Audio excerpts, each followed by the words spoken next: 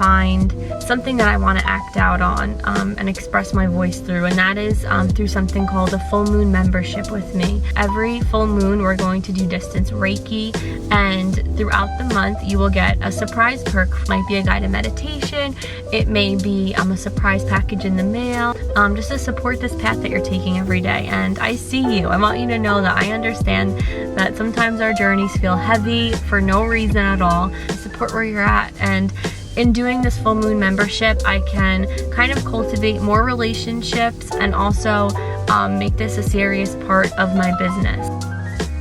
Good morning, guys. I feel so refreshed today for some reason. It's it's a Monday. Like, it doesn't even feel like it's the start of the week for some reason. I don't know what I'm feeling lately. So I'm hoping that this can resonate with some of you if you're kind of going through this just like yearning for wanting to get a little bit more deep. So I'm letting you in on a little thing that I'm doing for my own spiritual growth to help me in all areas of my life. And this is the 7 spiritual laws of success by Deepak Chopra. This week I'm going to be picking a law every day, like he recommends in the back of the book, to help deepen my spirituality and just become more aware of my thoughts and, you know, the energy that I'm putting out into the world. Just to give a little recap, yesterday was the law of pure potentiality. Yesterday, I didn't realize that it was the first day of the challenge until probably like mid-afternoon. And at that point, I had already lived most of my day. You know, it was halfway over. But I realized that even putting the intention to doing this week of focusing on spiritual laws, I had a day of stillness. Like, I was walking around feeling really still on the inside, and that is exactly what the law of potentiality, it talks about our creative potential and just having a day of open opportunity. And the way that we can cultivate that is by getting really still within. Today, day 2, is the law of giving. I'm just focusing on my exchanges with other people, on being really mindful about the words that I choose, and hoping that I bring a sense of appreciation to other people that I encounter and just for life itself. I feel like this is really going to help kind of keep these things in the back of my mind on a regular basis, because of course I love to be aware and I like to be really in the moment, but we're human and that time escapes us sometimes. I got some Dunkin'.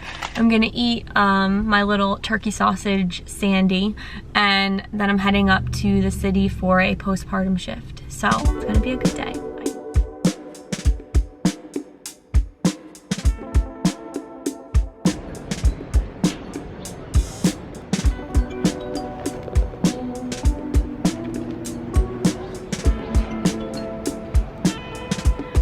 I started to use, I'm on my way to a shift. This is Cupkin, I think it's called. Look at how cute these little cups are. They come with straws too. They're actually Lila's for milk, but I needed it as a mug today and it's doing just great. So I'm gonna link these down below if you're interested. They're only 8 ounces. So if you're trying to cut back on a beverage or kind of, you know, take something to go that's small that you can just kind of throw in your bag after, these are great.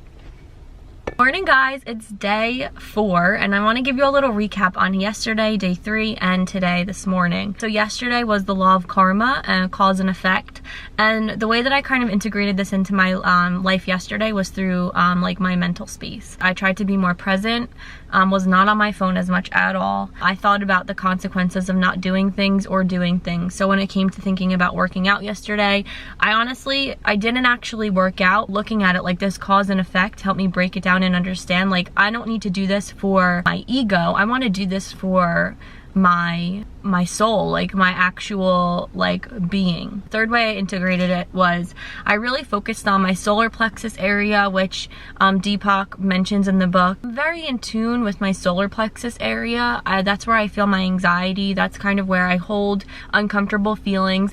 It's like right in this area, right under and in between the ribs.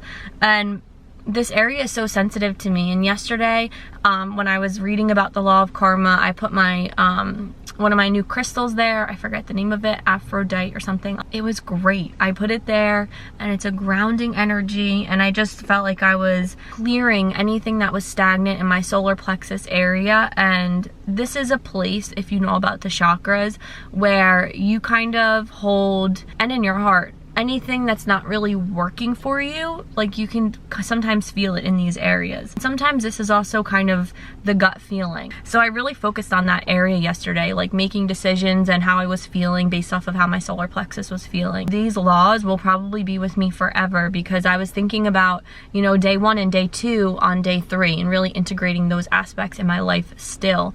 And not, you know, pressuring myself to do anything, but just feeling really grounded in having these guidelines, and it just gave me more to be aware of and how I was showing up for other people yesterday. Today's day 4, the law of least effort, and this law is a little bit intimidating to me. This is something that I struggle with on a regular basis. Normally I feel like when I put in the most effort, I am the most stressed and the most tense, and so for this being the law of least effort, this is what I need to focus on today. That's a huge teacher for me. I definitely regularly fight against the law of least effort. The 3 tips that we can take into day 4 are to practice acceptance for where you are, to take responsibility and not blame ourselves or other people for where we are, which is something I do all the time. I'm always blaming myself for anything that gets messed up really in my world, and I'm not always accepting of those situations. I'm really trying to take every moment by moment and not dwell in anything. Not trying to sit in my feelings. I'm trying to accept, take responsibility, and not blame for anything that's going on around me. The 3rd tip is defenselessness. Acceptance, taking responsibility, but not blaming, and not being on my defense. Like, these things are hard for me. They are definitely some of the hardest laws that I will come across in this book. I think practicing gratitude is so important, and that's kind of what's been leading me towards this law of least effort. Like before I read this book, now seeing it broken down into acceptance, responsibility, and defenselessness, I'm like, yes, like this is obviously something that really speaks to me and something that I need more of in my life. There's a car that just pulled in next to me. Let me know what you feel about these laws so far and what your thoughts are. It's day 6. I have to say, I haven't had a week with this like small amount of anxiety, if any, in so long. It's the law of detachment, and for me it's kind of a tricky one, because I don't like to be detached to the point where I don't care, but I've realized that that's not the point of detachment. It's creating like a healthy level of letting things go and giving them the ability to grow into whatever they're supposed to. And these last couple of days have been a little bit intense just because of personal stuff going on, and I feel like I would be handling things a lot differently if I wasn't working through these spiritual laws. So I feel like I have had basically no anxiety this week, which is so rare for me lately, and it's just been a really grounding experience so far. Tomorrow's the last day, and I just can't believe that this week is already over, and like some intense things have happened. If you hear like someone aggressively showering, Jared is racing my clock right now. So that's what's happening here. Oh, he's already out of the shower. I'm shook. It's been 2 minutes.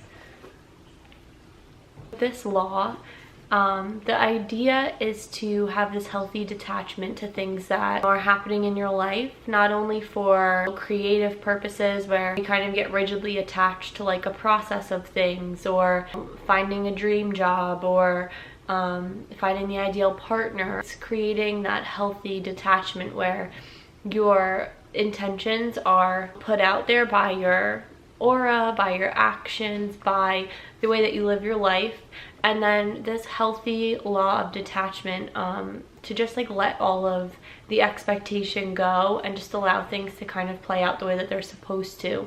Typically I get triggered by certain people in my life for certain reasons, and I feel like this Law of Detachment has helped me speak my truth in a way that I haven't in so long, because I am unattached to the outcome of the situation.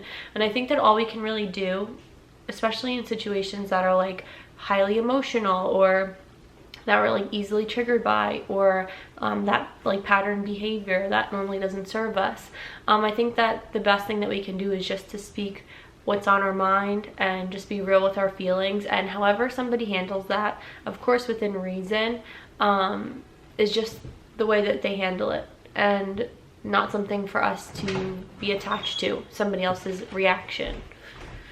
I'm shocked that you're actually out in 5 minutes. You smell good, babe.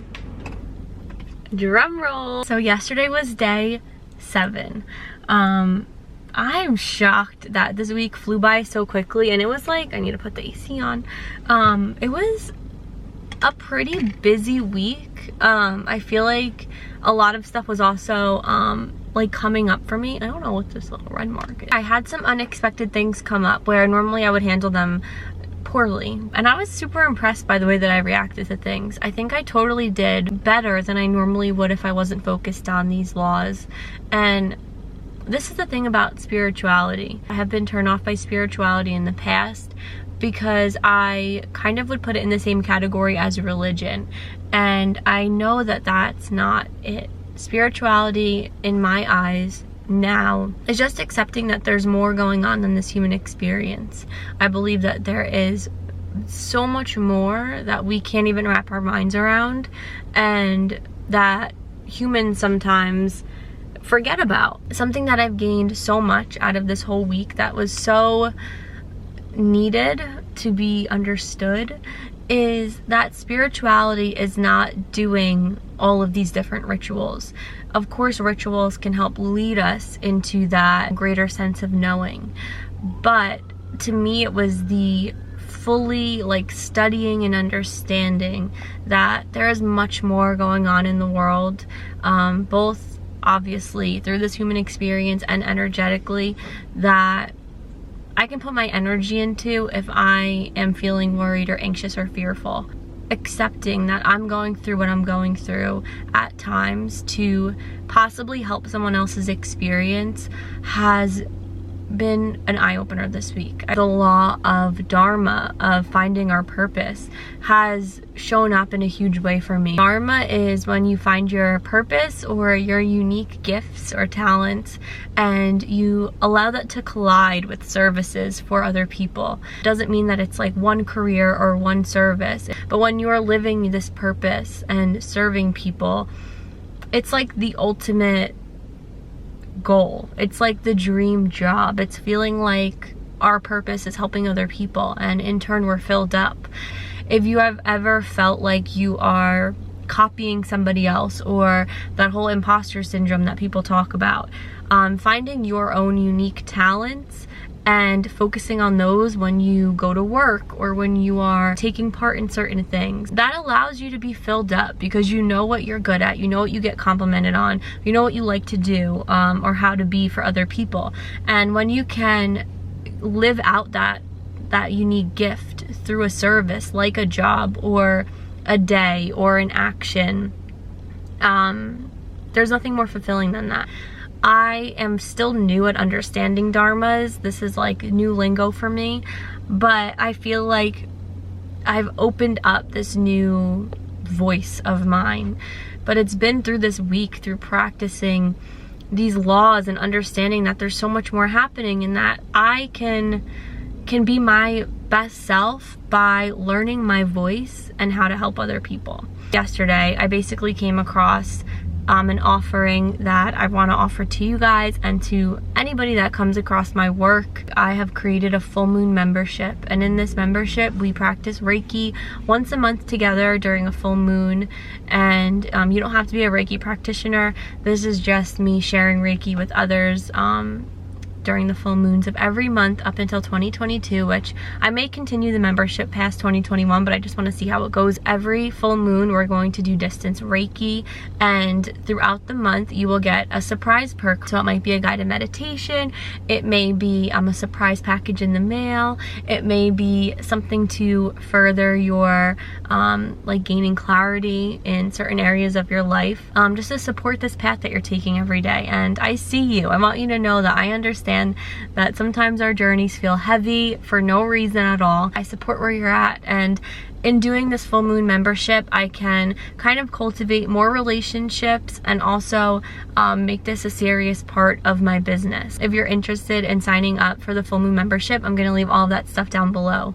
But I just wanna thank you guys so much for being here and sharing this week with me. I hope that it's been supportive to where you are, and that it's shown how easy it can be when your focus is just on simplicity and not worrying about the weeks ahead. I really feel like I have grown in my spirituality just by sitting in the car talking to you guys. So yeah, it's been a week, and I hope that you've been able to enjoy this as much as I have. But I hope to see you guys in the next video, and of course subscribe if you are new. But I hope you have a beautiful day, and I'll see you guys next time.